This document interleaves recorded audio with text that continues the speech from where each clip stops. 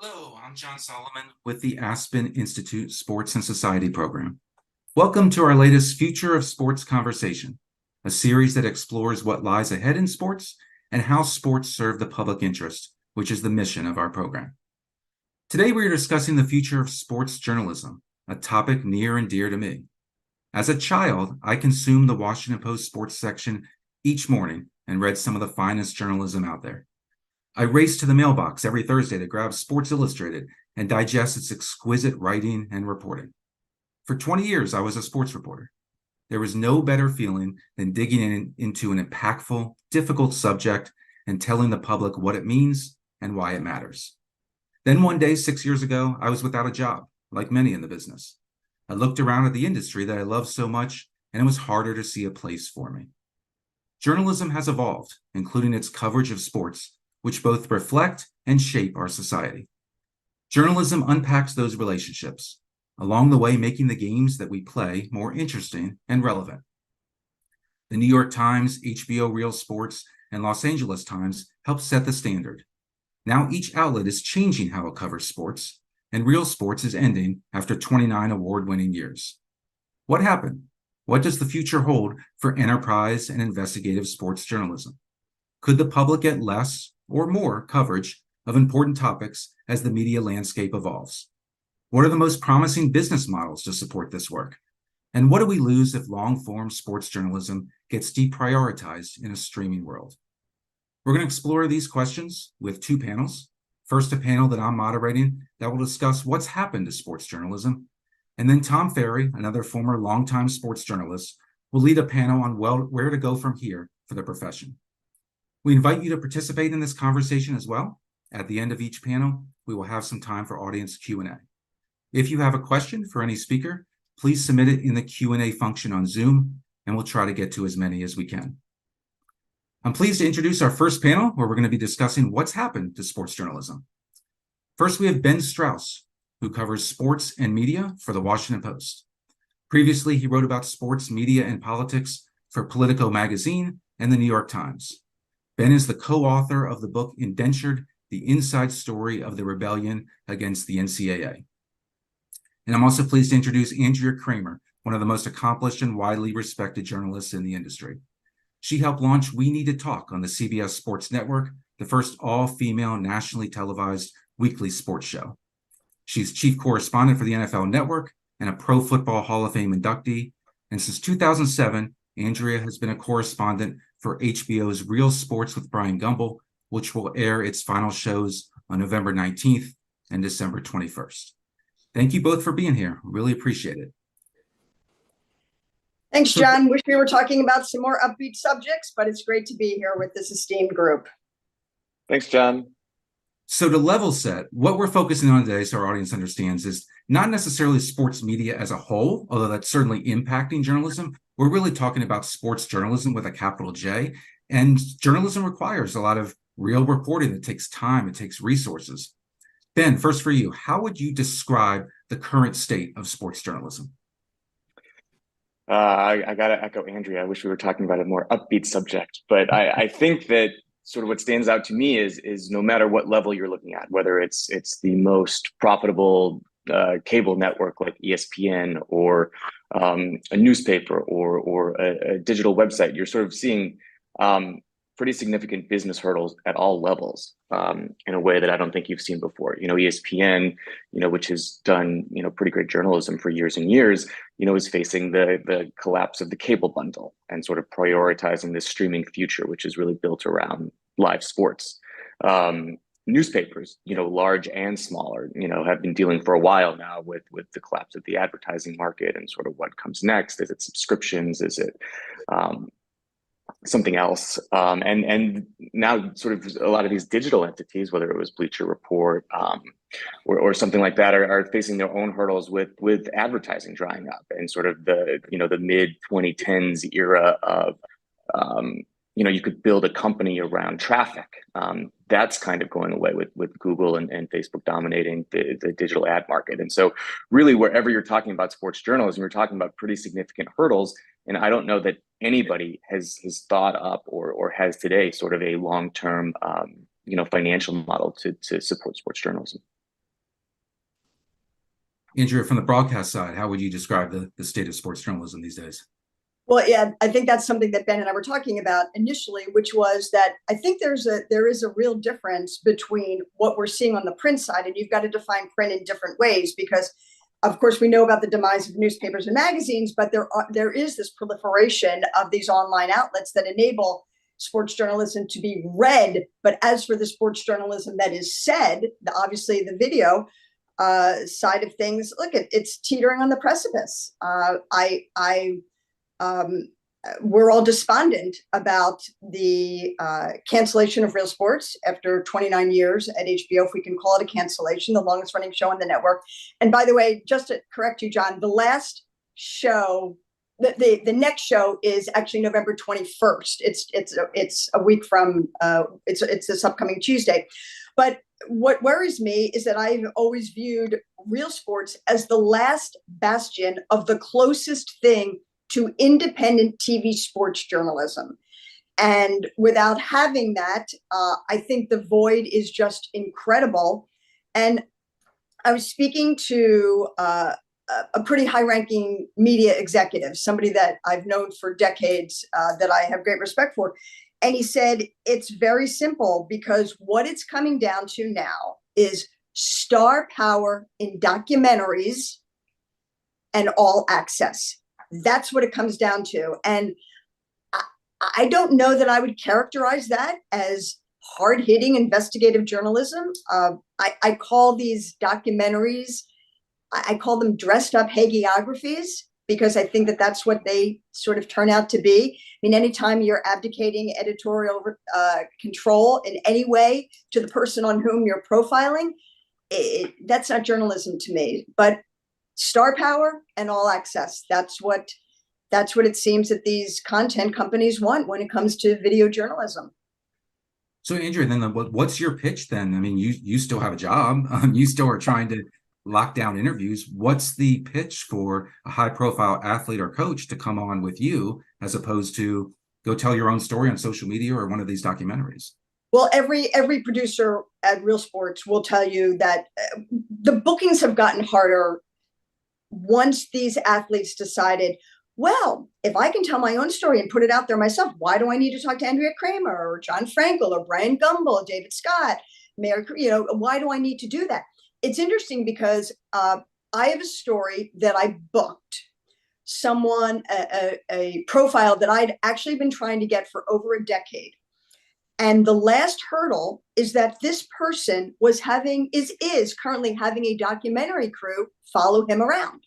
So the first thing I said is, okay, we're a news magazine show, Real Sports. We're not a documentary. We're going to be 15 minutes. It's a totally different situation. You've got a correspondent that's going to be asking you questions.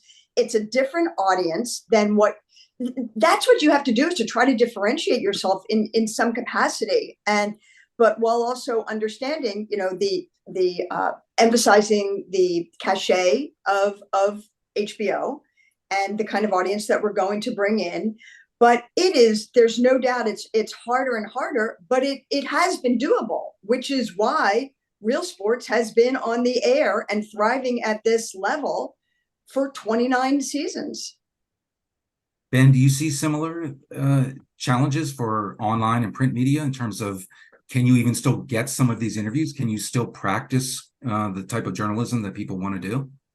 So I'm lucky. I cover media and business. So, and people in the media love to talk to me.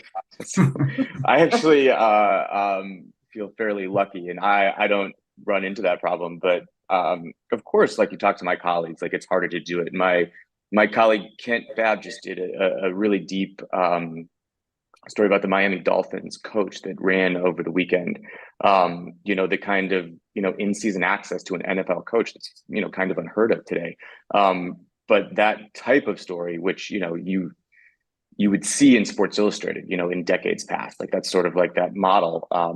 And I think that he would tell you it's just harder and harder to get somebody to sort of sit and open up and do that with you when A, like why, but B, if they really wanted to do that, there's a gazillion other ways to do that where, they don't have to read the story and wonder how it's going to turn out.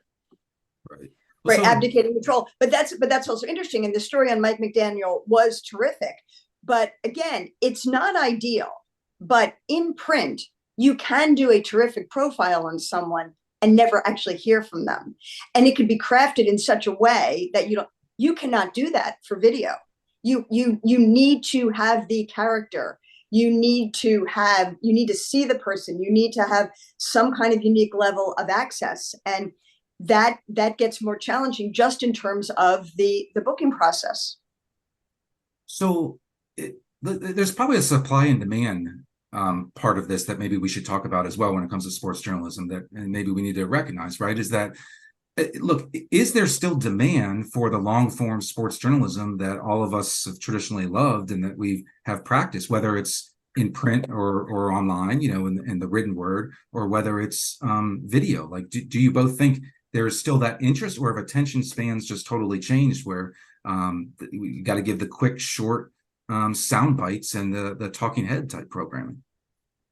Well, we have. Go ahead, Ben. Oh, please go ahead. No, go ahead. No, you go.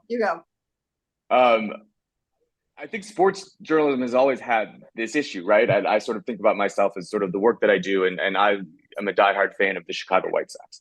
And what is the most important story for me to read about the Chicago White Sox? It is what third baseman are they signing, in December, for the season. That story to me is like the most important story on that beat. It isn't necessarily that the minor league coordinator in the Dominican Republic is skimming bonuses from the 16-year-olds who are supposed to be getting that money. And that's sort of me as a sports fan. And if I sort of look at myself in the mirror as a diehard fan of that team, that story is more important to me. And so I do think that sports has always, faced this question of sort of what does the audience want and what are we serving the audience?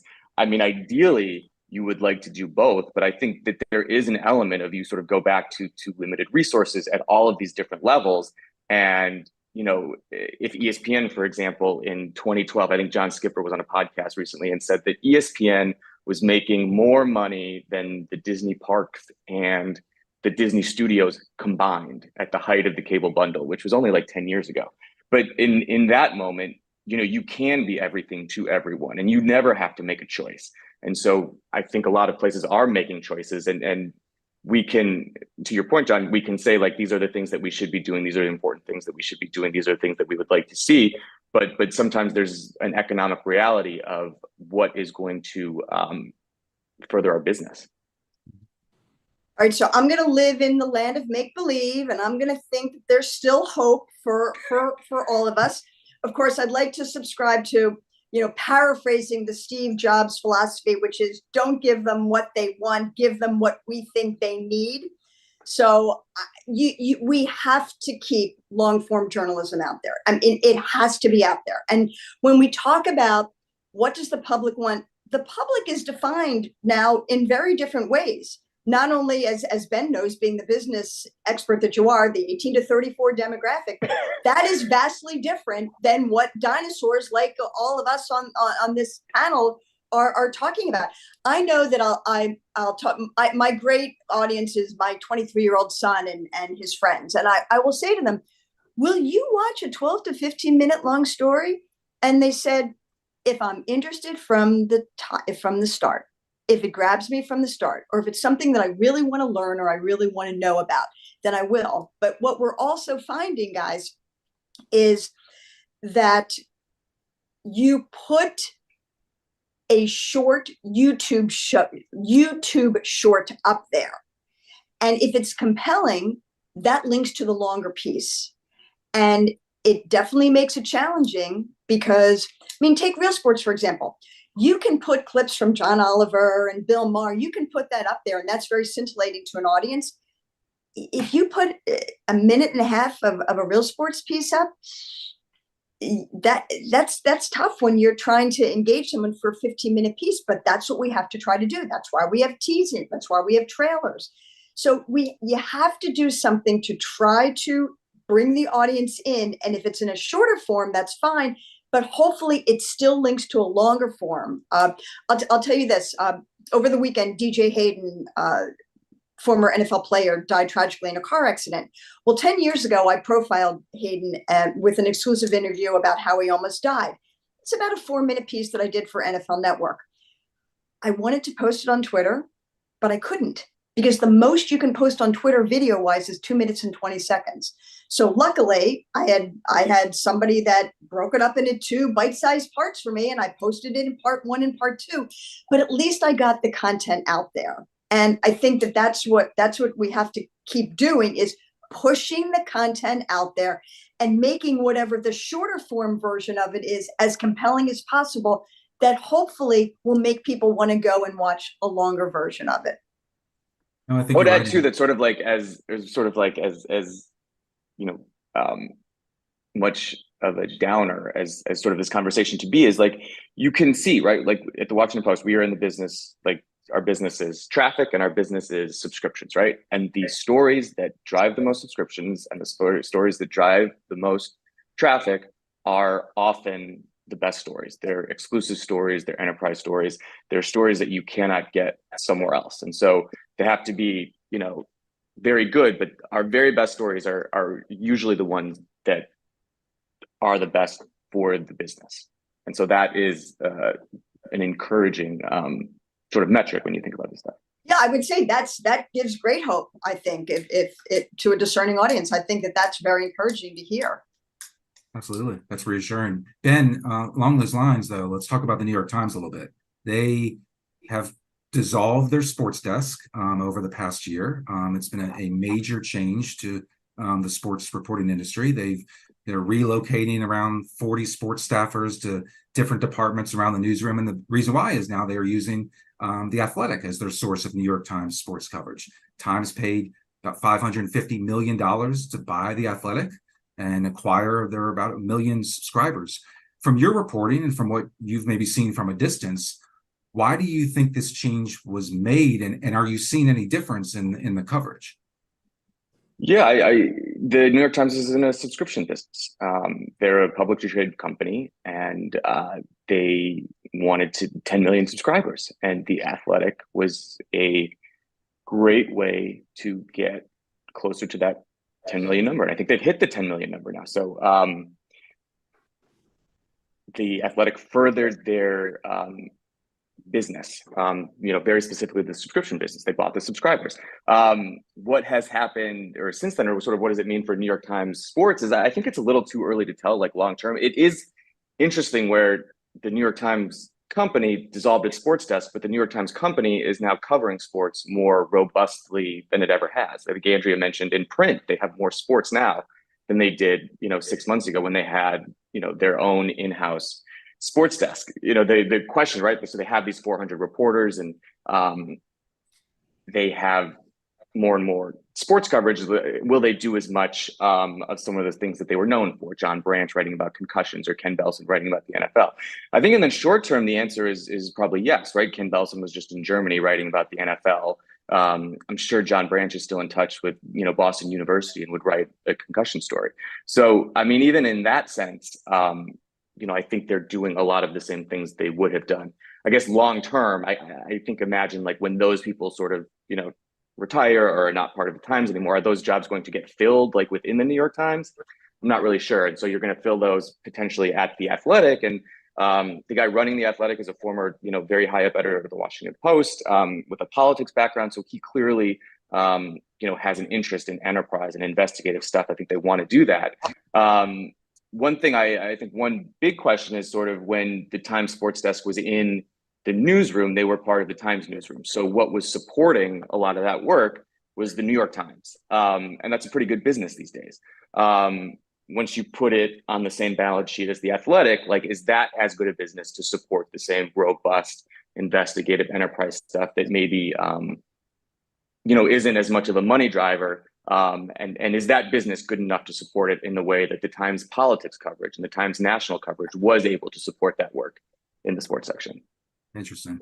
And just for full disclosure, we did invite New York Times management. We asked them to participate in this discussion, and we didn't receive a response. But it will be interesting to see what happens with their coverage. I think that's going to be pretty interesting because they did produce some of those types of stories that you're talking about, right? Concussions, enterprise, investigative, and the hope is that that continues. Back to broadcasting, Andrea.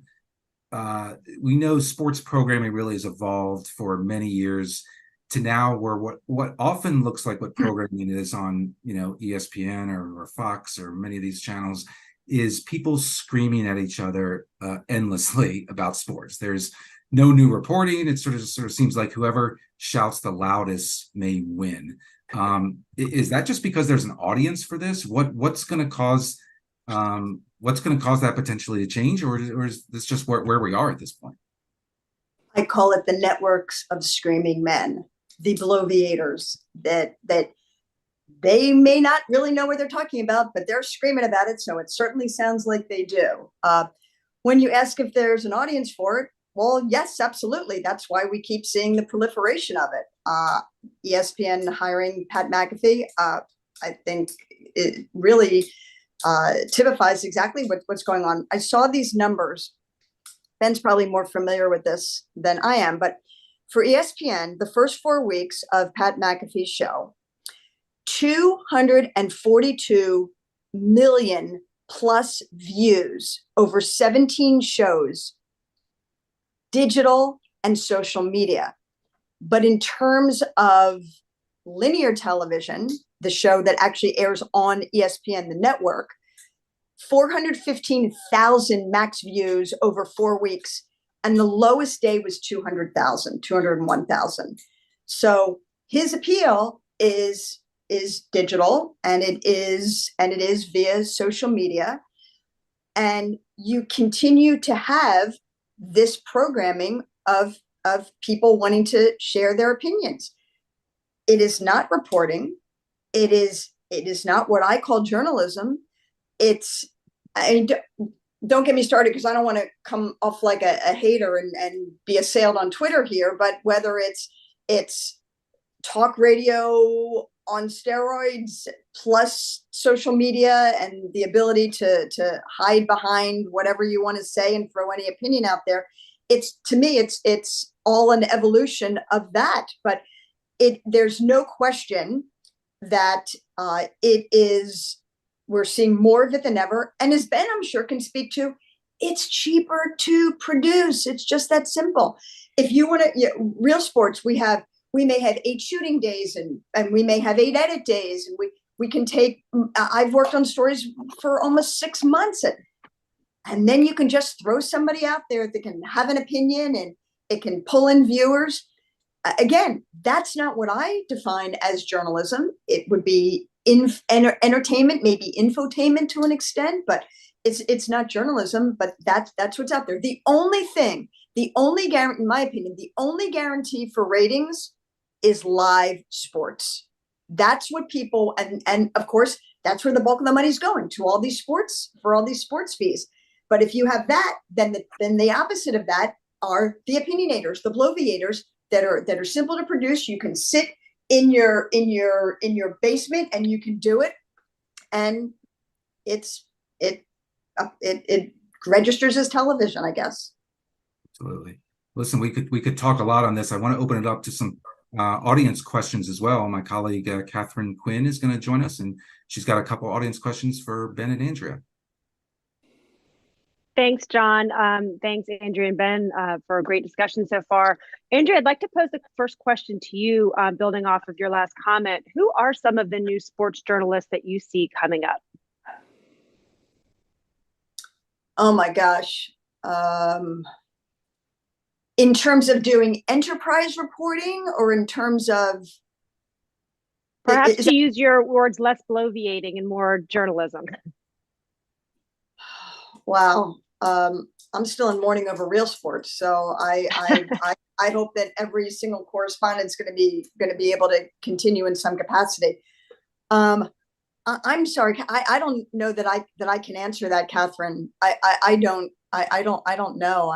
I'm sorry. I don't know offhand of people that are out there. And in fact, if anything, to me, it's more on the print side than it is necessarily video journalism. I'll say this. I want to sort of measure my words carefully here. I think it becomes an issue. I don't want to say a problem, and I'm very curious how Ben feels about this. You have networks that have partnerships with leagues. So, for example, if I'm coming off of an NFL game that's pulling in an 18 rating or a 20 rating, and I go to 60 Minutes directly off of that, and it's just one reason why that show has had such high ratings. Why would I possibly want to do a story that's negative or a negative or a less than flattering profile of someone that's in the league that I've just watched? So I think that we have to be really, really careful in terms of, for the journalists that are out there. Yes, there's relationships, but you have to be careful that you're still able to report honestly and thoroughly and fairly about a subject, and not fall prey to that. You've got an executive looking over your shoulder saying, it's a little too negative. We gotta get that out of there.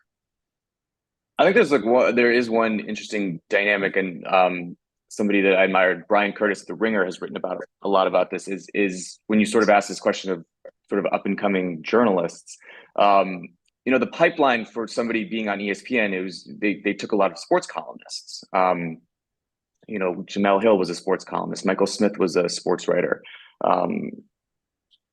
That is less in demand today. More often, you're looking for former players to come step in and sort of be the talking head. It's much more the former players, and sort of one of the more unfortunate examples of sort of what happens when that is, there was the John Morant story earlier this year, and fairly major story, sort of like what's happening to him. What does it mean for him as a person? What does it mean for Memphis as a team? What does it mean for Memphis as a city, really? And the person who went and did the interview was Jalen Rose, who's a former basketball player. It's not that former basketball players can't do good interviews or get insightful stuff from players or do meaningful stuff like that. But the interview was really unfortunate in that it didn't really elicit much from John Morant. It was sort of, a platform for him to, essentially issue a statement or a press release, essentially. And so I think when you sort of say, like, where are these people coming from, or who is the next talking head, far more often that's going to be a former player today, versus 10, 20 years ago, that was probably going to be a former sports columnist. Yeah, boy, you're spot on. Because when I was at ESPN, I mean, the great Vince Doria, I mean, he started to Sal Palantonio was one of the first people that he hired. Didn't have the TV experience, came out of the Philadelphia Inquirer, was a political reporter. You're spot on, Ben. But yes, the growing number of athletes, and look, there are some that are going to go out there. They're going to put the work in. They're going to prepare. They're going to ask the questions. But are they going to ask that follow-up question? Are they going to, what I call, peel back the onion a little bit more to get more depth? They remember the code. They were on that other side. Would I have wanted somebody to do that to me? And I think that can be an impediment, I think, to really strong journalism. Thank you both so much. And with that, I'm going to turn it back to John Solomon to take us to our next panel. Yeah, Ben and Andrea, thank you so much. It's been a terrific discussion. Really appreciate you all taking the time. And one of my big takeaways is that there are some real challenges, but I'm hopeful, fingers crossed, that there is still some real impactful long form sports journalism, and you both help cover it or provide it. So thank you all for that. Thanks so much for having us. And I now want to hear the solutions in the next panel. That's what I'm interested in. Absolutely. Thank you, John. Thanks, Andrea. Thanks, Ben. Great to see you. Thanks, John. Thank you, Ben. Thanks, Andrea. We're going to turn it over now to Tom Ferry, the Executive Director of the Sports and Society Program. He's going to start talking about solutions, how we can move forward. Thank you, John. Thank you, Andrea and Ben, so much. All right, let's pick it up from here. Where are the emerging opportunities in the new media landscape? Our panel is about ideas and strategies that can help perpetuate this work we've been talking about. Where are the opportunities now to do enterprise and investigative journalism? And what are those that lie on the horizon? Maybe haven't quite ripened yet. So let's look into the crystal ball a little bit. Three panelists to help us do that. And they each come from distinct angles. One is David Boardman. He is the Dean of the Klein College of Media and Communication at Temple University in Philadelphia. Previously, Dave was executive editor and senior vice president of the Seattle Times, where I was a sports investigative reporter back in the day, working with Dave. The Times is the largest news organization in the Pacific Northwest, and he did terrific work. Under his leadership, the Times won 4 Pulitzer Prizes. He's also the founding chair of the Lenfest Institute for Journalism, the nonprofit that owns the Philadelphia Inquirer. And he also chairs the nonprofit news site The Markup, which is focused on the nexus of technology and society. John Kozner is an internet pioneer and 4-decade veteran of sports media. John led digital media at ESPN from 2003 to 2017. I worked with him there too, after stints at Sports Illustrated, the NBA, CBS Sports, and NBC Sports. In his 21 years at the company, John built ESPN into the world's leading digital sports destination, a powerhouse in short and long-form editorial content, streaming, social media, podcasting, fantasy sports, and direct-to-consumer. Today, he's an investor and advisor in sports tech startups and the president of Kozner Media, a digital media and sports consultancy. And finally, we have Ileana Limon Romero. She's the Los Angeles Times assistant managing editor for sports. She's an El Paso native who joined the Times in 2021. She previously was the sports editor at the Orlando Sentinel, where she contributed to the paper's Pulitzer finalist coverage of the Pulse nightclub shooting. Ileana is chair of the Association for Women in Sports Media and co-chair of the National Association of Hispanic Journalists Sports Task Force. So welcome all of you. Thank you for joining me. Let me start with Ileana, and then Dave, maybe you can chime in after that. What can we expect right now from newspapers and legacy media going forward? I think it's really a broad question, and we're really in a fragmented space. It depends on the individual goals of each company that's backing each individual outlet. I think the single greatest challenge that media in general has faced is that is a very broad bucket, a very broad umbrella that we're all swept under. And we have different challenges and different needs, different debt that certain companies are carrying forward that really influence the way that they choose to do their work, and different values. I do feel optimistic about the future, which I think might be different than some other folks who have been looking through this. I think some of the destabilization in particular across social media and search as something that has propped up some elements of sports media has not necessarily made for the most healthy decision making. And as that peels away, I think we're really seeing people being forced to earn the time of our audience. And for the most part, original content, deeply reported content is what's winning. I hear that more from small, medium, and large newsrooms, that we have to put an emphasis on things that distinguish us, and our audience is better at snuffing things out. There are hurdles that have been outlined in the previous panel that are real and challenging, but the answer to your question really depends on the circumstances of every single market, every single outlet you're working with. But I do think people are realizing these are our hurdles. This is what we have to do. This is what we have to cut through. And there has been a great deal of innovation to try to figure that out. Yep.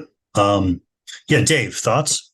Yeah, I mean, I have a lot of optimism, but I also see it's a really scary landscape out there. We're seeing 2 newspapers a week in America are closing, and we have the vast majority of newspapers are owned by private equity firms that are just intentionally, frankly, just driving them into the ground as they reap whatever last dollars they can from them.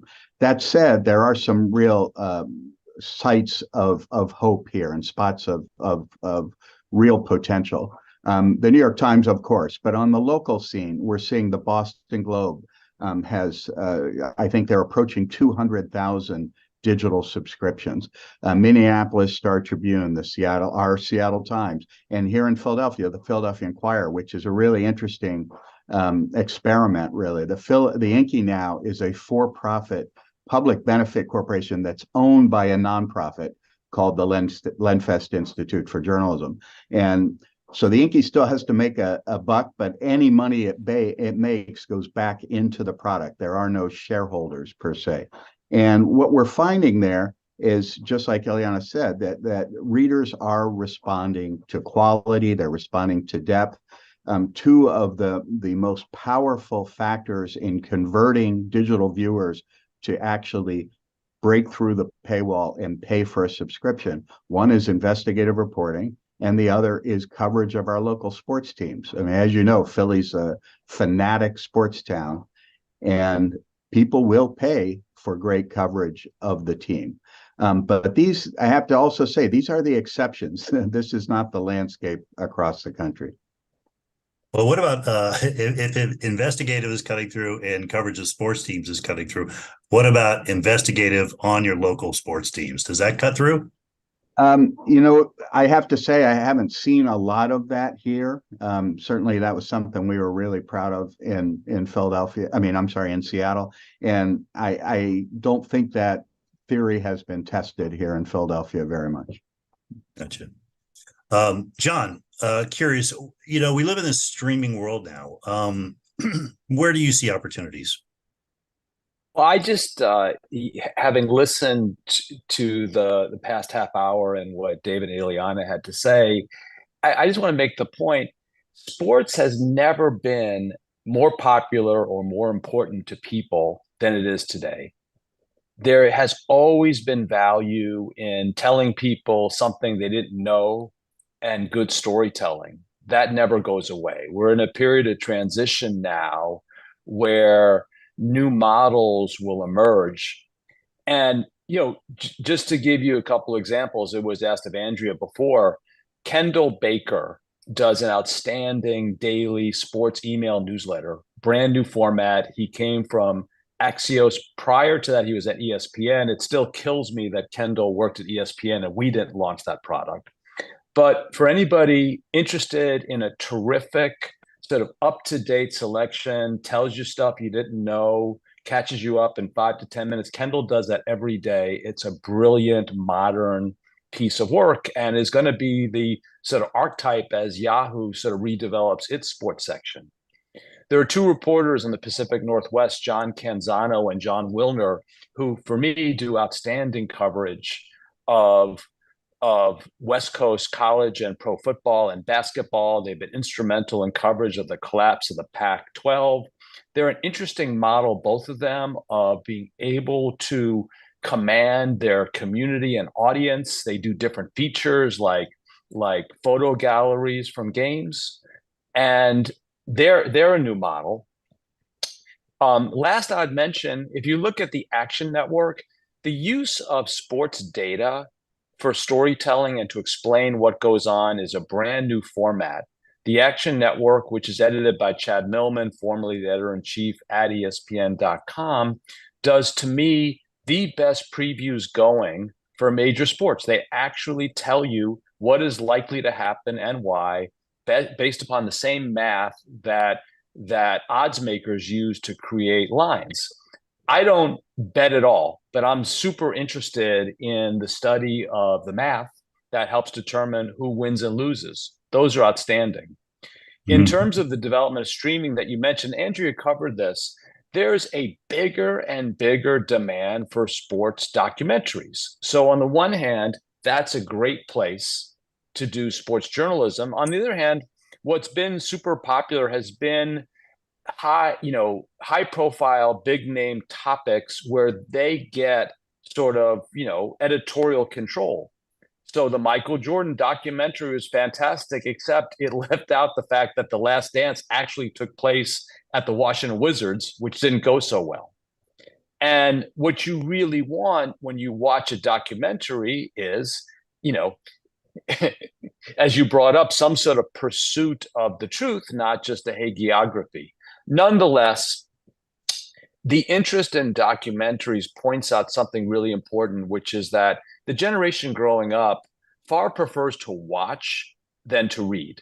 So the future of our medium in some form is going to have to include the creation of video explainers and storytellers and not just be dependent upon printed word. And that's why you're going to see a lot more emerging journalists actually doing YouTube shorts and being on TikTok and other places. That's where the audience is, and that's the format that people want to watch. So I just would say there's nothing that's been pointed out here that I would disagree with. I always try to be optimistic and think about what the possibilities could be. Last point on streaming is it's not coincidental that Max is a super important service to Warner Brothers Discovery, increasingly important, and yet they canceled Real Sports, which was the best sports journalism show going.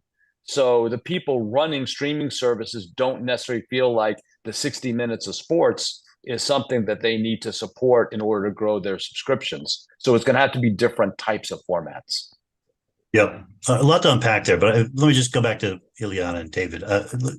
John's central point that sports has never been more coveted, more central to our culture and storytelling. Do you agree with that? And is that a platform to do more of this kind of work? David? I'll jump in. I'll push back a little bit. I don't know that that's a given. I mean, I think we see some evidence that maybe it isn't. You know, if you're looking at ratings, if you're looking at attendance in a lot of sports, I think the interest has morphed and in some ways been perverted. A lot of it's around the $150 billion that gets bet on sports now. And I think these decisions that are being made that are pulling back on enterprise and investigative reporting are a reflection of what the market is telling us. So I wish that were true, but I'm not sure it actually is. I agree with David. I don't think that attendance or ratings are things that you can automatically speak to. And I even saw a question earlier in the comments about, like, you know, women's sports is exploding and how do you transition that? How do you translate that? To me, the pandemic and shutdowns and lockdowns accelerated something that was already happening, which was people really thought, how am I spending my time? And when they were trapped inside, they had only so many things that they could focus on and consume and take in. And when they were given the freedom to go back out, it forced people to reassess how I value my time with my family, how I value time outside my home. You see leagues and teams investing heavily in bells and whistles that look nothing like sporting events from 10, 15, 20 years ago because they have to engage the consumer. You've seen immense investment in trying to make that consumer experience great and treating it as a consumer experience. What was once automatic, I love my favorite team, therefore I will read my local outlets covering that team and I will watch local sports television and regional sports television for deep dives on that team. It's no longer automatic for a ton of reasons. Engagement, yes, of what people have these options for. They are engaging live. Betting is a factor because it helps amplify. Fantasy sports is a factor because it helps amplify that engagement. They are looking for community. I think the other factor in here is that athletes understand their own value of their own stories. And so some of the booking challenges that Andrea alluded to come from them trying to take control of telling their own stories. So we have an added layer of competition in that space. And so that's a question of what the consumer wants. There's so many different options. We have to earn the privilege of their time. So there's great interest in sport. It doesn't automatically translate to great interest in sports journalism. Yeah, and increasingly that interest is tied to betting, right? It is more of a transactional relationship that a fan has with the event that's going on as opposed to being interested in the storytelling. What impact do you think that has on the desire and ability to tell long form stories that have a narrative that aren't tied to whether someone's going to make money off of a game or not? I think it's different for every market, like I said, and it's different for every needs. It depends. We talk about some of the shedding and some of the hedge funds coming in and taking over certain publications and the challenges that are faced there. There are times where people had hanging over the future of the industry, but they were still making a lot of money. It just wasn't at the rate when the real estate market and classified ads were at its peak when people could make the most they could out of that. And I think on the TV side, it's still a substantial sum, but the amount of cord cutting and other challenges, and again, this whole pressure to earn the time has added a lot of a lot of concerns and looking at where can we be more efficient so that we have one, a long-term path, and two, so that we can deal with what is less revenue than had been there before. These are significant economic challenges. I can tell you from my perspective, my newsroom and what I'm certain exists at the Washington Post and New York Times is really, we do invest. We do feel that we are looking at digital subscriptions as a long-term path of our future. We are looking at connections that are highly engaged to help us build that off-ramp from eventually when people disengage with print finally, and when we have to be a sustainable digital property exclusively. And we feel like people are very discerning about what they're willing to pay for, and that long-form investigative hard-hitting is important. We want to be live and engaging in the moment when everybody is talking about the moments as they're happening. You will see a lot of live blogs across from the New York Times and everywhere else where we're trying to provide those instant updates and analysis and have that conversation. But then beyond that, I think if you want a sustainable business model, and I'm having conversations with even smaller outlets, you can do investigative ambition in the small scale with small resources. You just have to prioritize it, and more to earn that subscription, which I think across the board people care more and more about. You're going to have to invest and do that. And that's why I think the question of this panel, is there a future of in-depth quality reporting? There may be fewer of us, but the ones that are going to get by and move forward are the ones who are going to actually have something that people are willing to pay for. Well, one of the ironies about the betting question is, while betting becomes this catalyst for live, a lot of live action and in the moment sort of reporting, the fact that $150 billion or more are bet on it makes it all the more imperative that we investigate that. And I've been actually stunned how little meaningful investigation there's been of that whole infrastructure around sports betting. John, let's talk about the formats that do best. Where are we seeing promise? Is it docuseries? Is it Substacks? Is it, stuff on TikTok that can be monetized in some way or another? I just throw out a couple of things. One, I actually think books are underrated in terms of where sports journalism is going. For any who are interested, Tom and my former colleague Seth Wickersham wrote a fantastic book about Bill Belichick, Tom Brady, and Robert Kraft, where he really gets into detail over a long time about what happened. He used reporting that he had done to ESPN, the magazine. It's fantastic. In general, I think we're moving to multiple types of formats, meaning the journalist of the future, he or she, is going to focus on spoken word, on video, on audio, on live presence on different social networks, on building his or her community. This is really different than the world that I came from, where a terrific writer, say for Sports Illustrated, might work with a reporter and editor and might publish once a week, or maybe every couple of weeks. It had a lot of time to do detail. Ileana mentioned, live coverage. This concept of the live desk has become indispensable, especially I think as news organizations look to wrest some of that back from Twitter and other places. We can see it just in the coverage with Donald Trump and people wanting to know at any given time what's going on. It also is a place where newspapers can do a really good job because you have editorial judgment in the moment as to what's happening. The whole coverage of sort of, beat reporters and game coverage has changed utterly since I've been in the business. I've been struck now at the rise of sort of super fans who are not necessarily pure journalists. Many of them are very analytical, and they cover their team all day long. They're with you during the game on Twitter. They do podcasts, they're on YouTube, there are multiple things, and they've changed the definition and the expectation of what you expect in terms of game coverage. Game coverage used to be, okay, you watch the game, here's maybe some data about it, and then 2 hours later, here's the recap that followed. That's increasingly moving up to live. and it's changing the capabilities of who's there. Last thing Mhm. I'd throw out is that the reality of social networks is so complicated that it may enhance the need for journalism in the future because there's so much nonsense out there that people are going to want and need clarity, including the athletes who right now are sort of moving towards, just let me control my story, let me tell my story. But what happens when there's all this false or fake news that's out there? They're going to need responsible people to do it. The ultimate irony to me is I grew up in a world where there just wasn't that much sports journalism. Sports Beat was on a half hour on ABC on Sundays with Howard Cosell, but it was buried.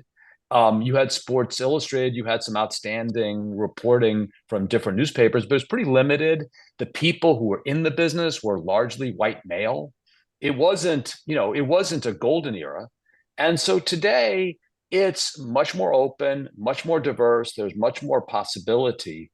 So it's going to have to be reinvented. I wonder whether there won't be a new version of Sports Illustrated that pops up in the Yeah. next decade or so. It won't look identical, obviously by any means, but I wonder if some sort of like aggregation around sports journalism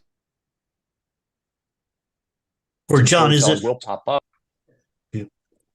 Yeah, I want to go back to the first point you made here about books. I think that's actually kind of interesting, right? What does a book do? Well, a book is typically something that is, it's not owned by anybody other than the author themselves. It establishes somebody as an expert in a space.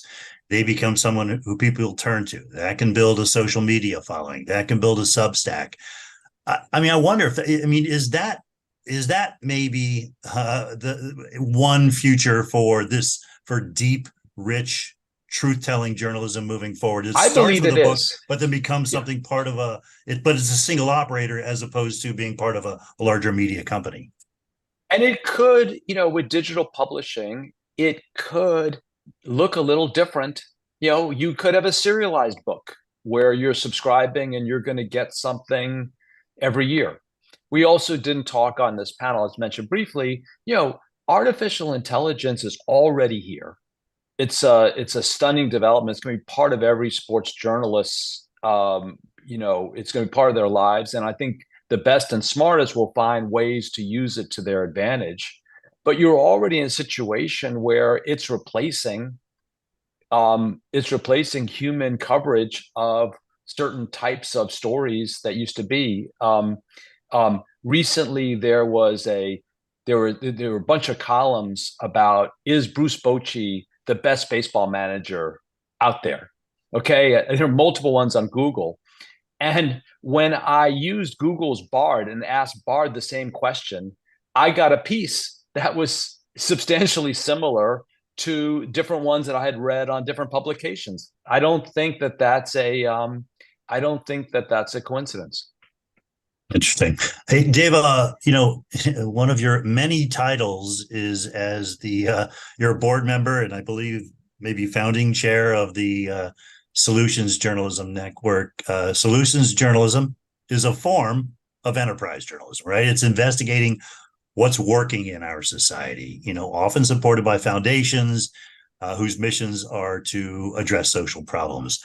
Any opportunities there for sports and this type of journalism?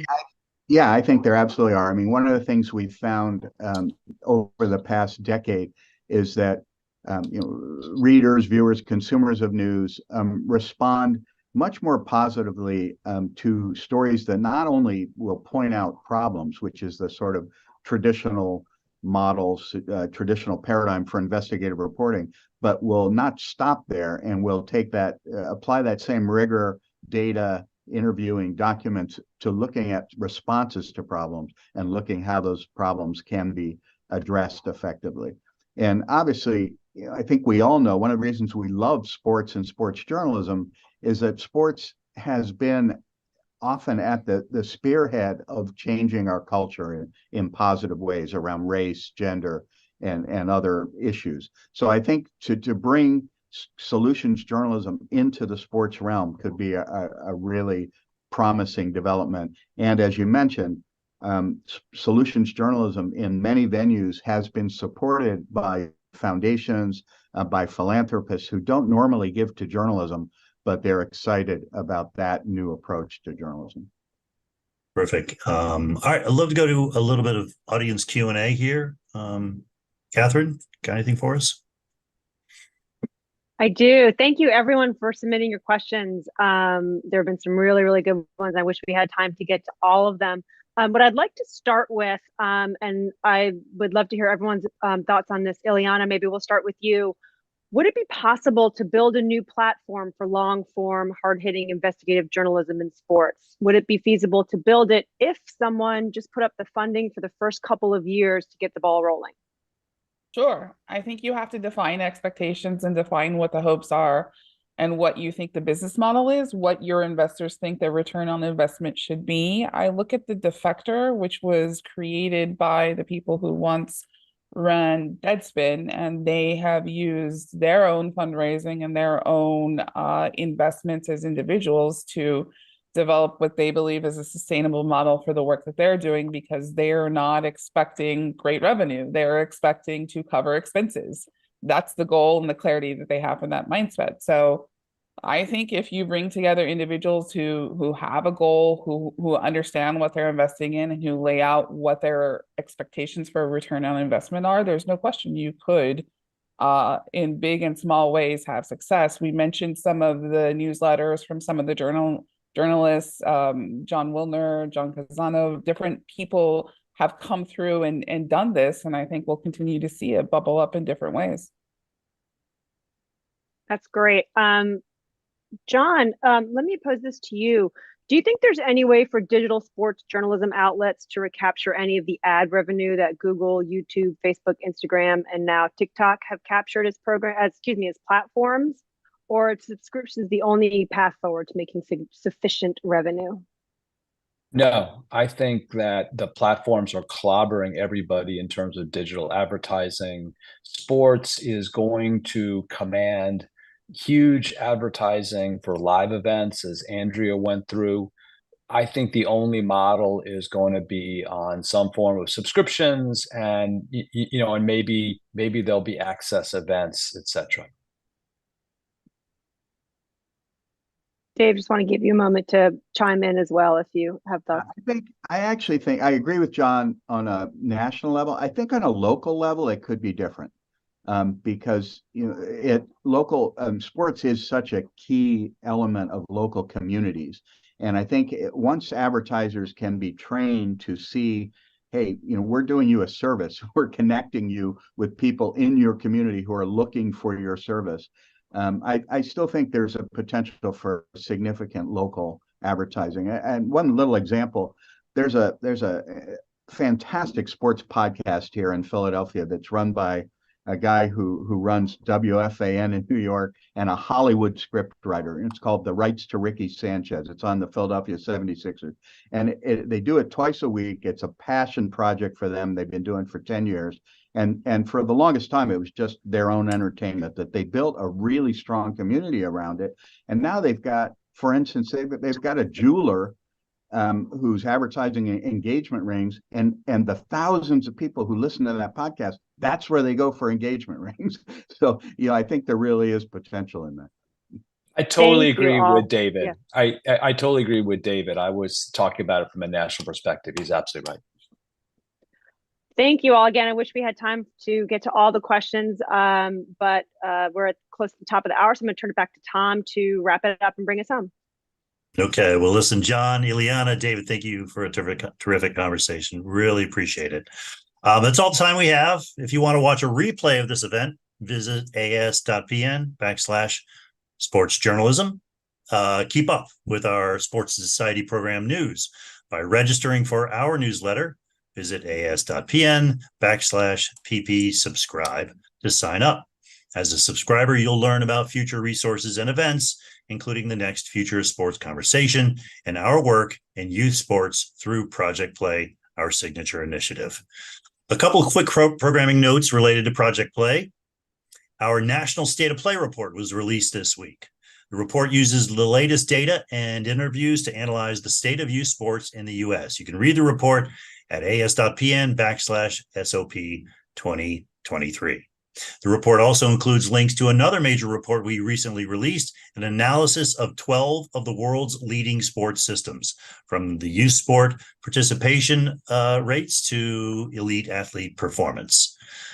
The Institute is proud to introduce Service Learning Through Sports, a one-year program that will identify a small number of U.S. high school students who lead or aim to lead a project or initiative that addresses an issue of sports access in their community. Winners will receive a $2,000 microgrant and access to mentoring. The deadline to apply is December 15th, so please get the word out to any young promising people you know about. Learn more by visiting as.pn/service learning. And finally, save the date for our annual Project Play Summit, May 14th and 15th. We just announced this in Baltimore, Maryland. Visit as.pn/PP Summit 2024, PP Summit 24 to register for early access to tickets at discounted rates. Thank you again, everyone, for joining us today. We hope to see you again soon.